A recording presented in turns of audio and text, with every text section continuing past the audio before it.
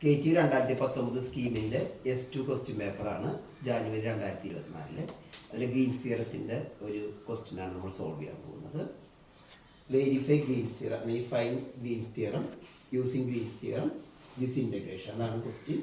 അവർ curve തന്നിട്ടുണ്ട്, x² + y² = 4 എന്നാണ്. നമ്മുടെ ഗ്രീൻസ് തിയറത്തിൽ ഫോർമുല ഇവിടെ എഴുതിയിട്ടുണ്ട്.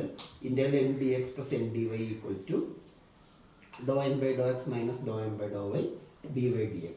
ഇവിടെ ഡബിൾ ഇൻ്റഗ്രൽ ഉണ്ട്, അതായത് സിംഗിൾ ഇൻ്റഗ്രലും ഡബിൾ ഇൻ്റഗ്രലും എങ്ങനെ രണ്ടും കൂടെ സെയിം ആണെന്ന് കാണിക്കാനുള്ള ഫോർമുലയാണിത്.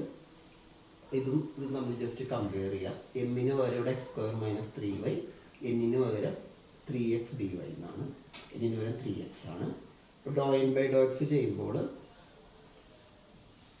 എന്നിനെ നമ്മൾ x വെച്ച് ഡിഫറൻസിയേഷൻ ചെയ്യാണ്.